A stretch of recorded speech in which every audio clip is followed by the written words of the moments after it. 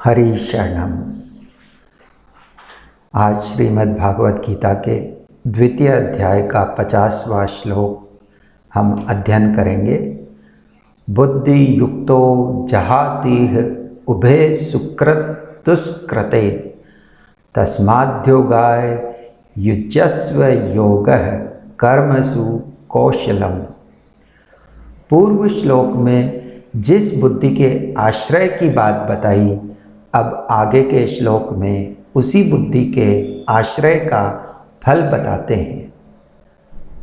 बुद्धि समता से युक्त मनुष्य यहाँ जीवित अवस्था में ही पुण्य और पाप दोनों का त्याग कर देता है। अतः तू योग समता में लग जा, क्योंकि कर्मों में ही योग ही कुशलता है। बुद्धि युक्तो जहातीह उभे सुकृत दुष्कृते।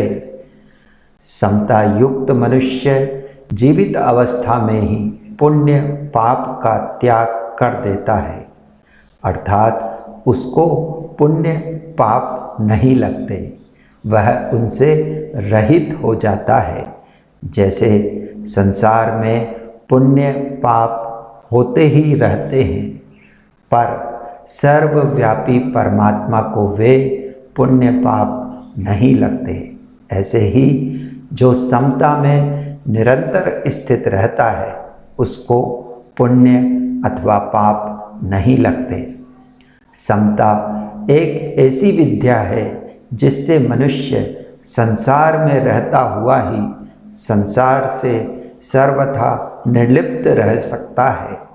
जैसे कमल का पत्ता जल से ही उत्पन्न होता है और जल में ही रहता है, पर वह जल से लिप्त नहीं होता, ऐसे ही समता युक्त पुरुष संसार में रहते हुए भी संसार से निर्लिप्त रहता है।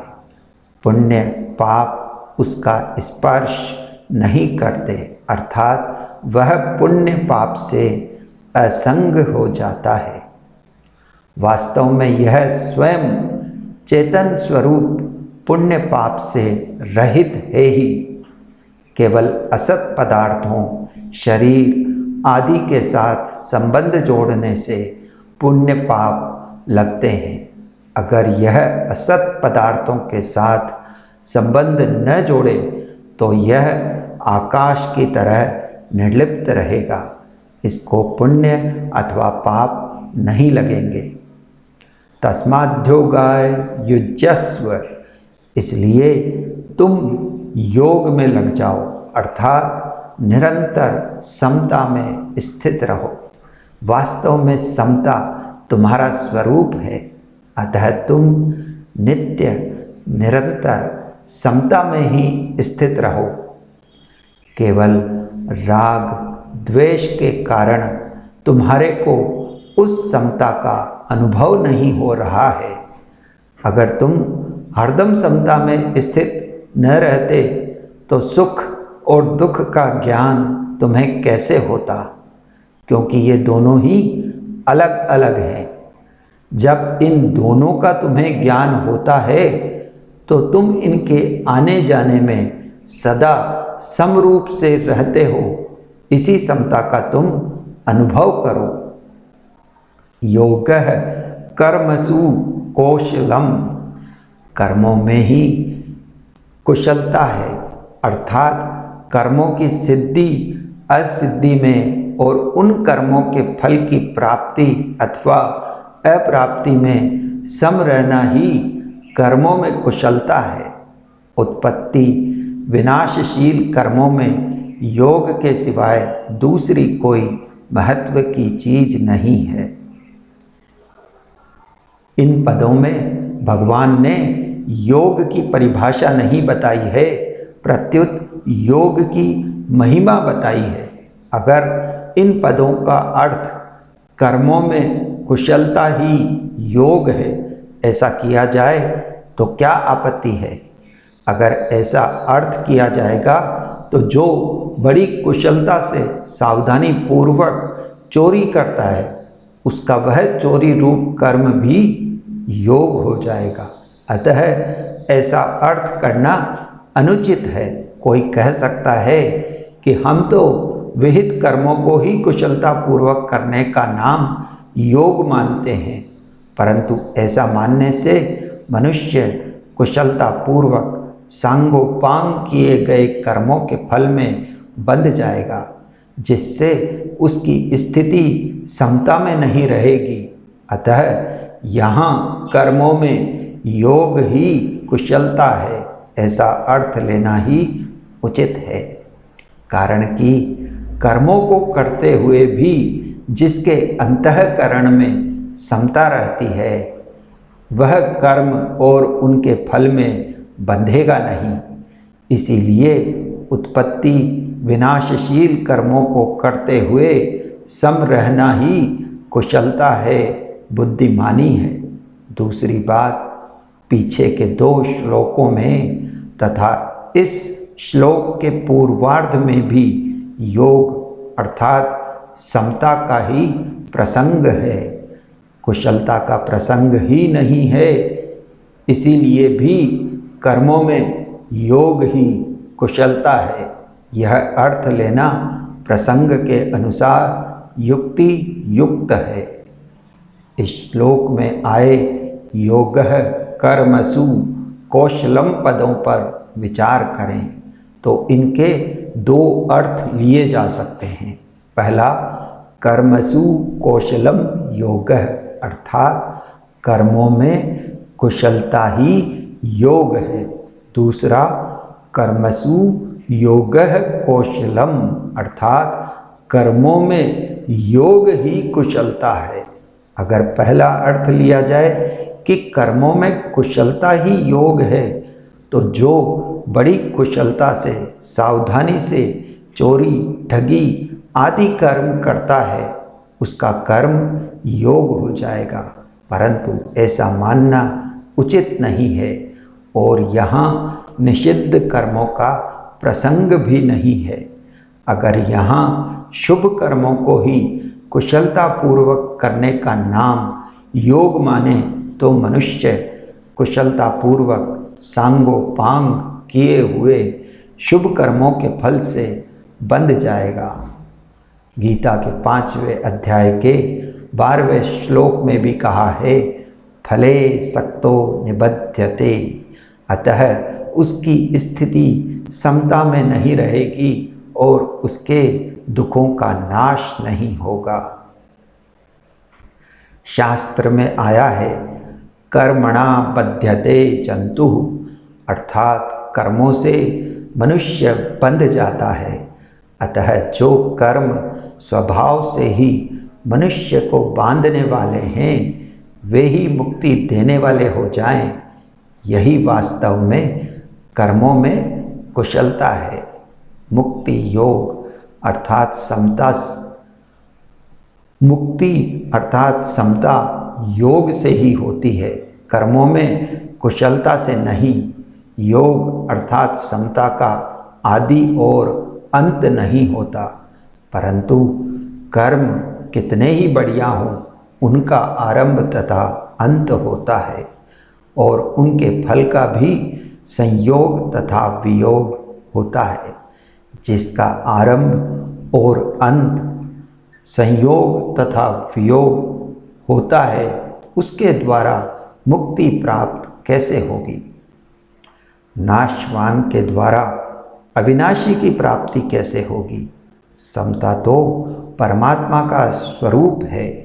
गीता के 5वें अध्याय के 11वें श्लोक में 19वें श्लोक में भी यही कहा है, निर्दोषम ही समम ब्रह्म, अतः महत्व योग का है, कर्मों का नहीं। अगर पहला अर्थ ही ठीक माना जाए तो भी कुशलता के अंतर्गत समता, निष्काम भाव को ही लेना पड़ेगा। अगर कर्मों में कुशलता ही योग है तो कुशलता क्या है?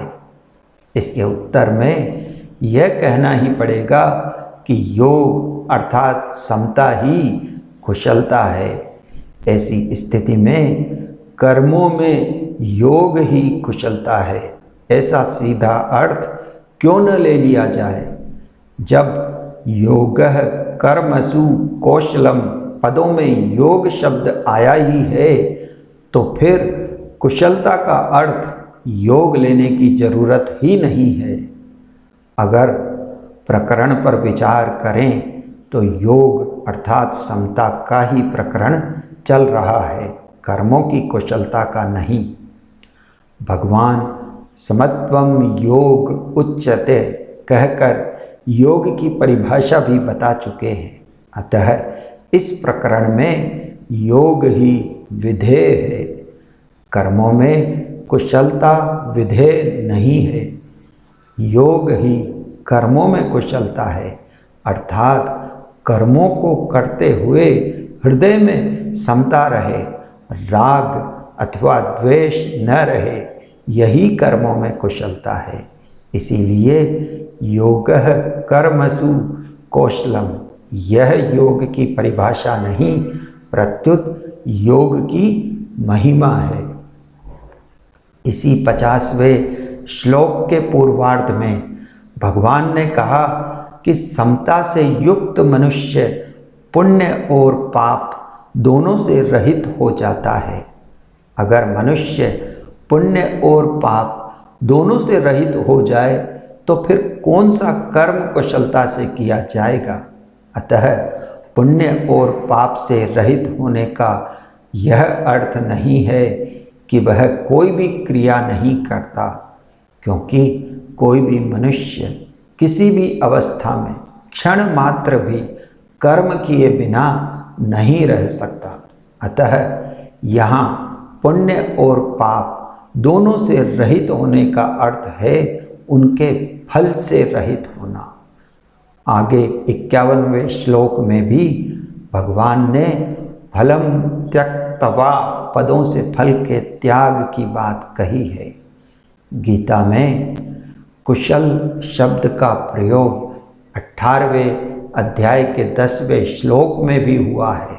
वहाँ अकुशल कर्म के अंतर्गत सकाम भाव से किए जाने वाले और शास्त्र निषिद्ध कर्म आए हैं तथा कुशल कर्म के अंतर्गत निष्काम भाव से किए जाने वाले शास्त्र विहित कर्म आए हैं।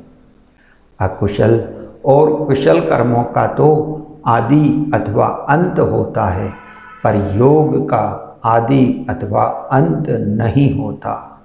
बांधने वाले राग एवं द्वेष हैं, कुशल अथवा अकुशल कर्म नहीं।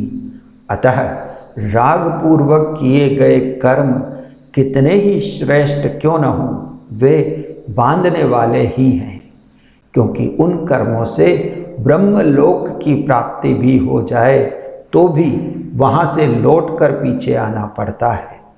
इसीलिए जो मनुष्य अकुशल कर्म का त्याग द्वेष पूर्वक नहीं करता और कुशल कर्म का आचरण राग पूर्वक नहीं करता, वही वास्तव में त्यागी, बुद्धिमान, संदेह रहित और अपने स्वरूप में स्थित है। उपयुक्त विवेचन से सिद्ध हुआ कि योगः कर्मसु कौशलम पदों का अर्थ कर्मों में योग ही कुशलता है, ऐसा ही मानना चाहिए।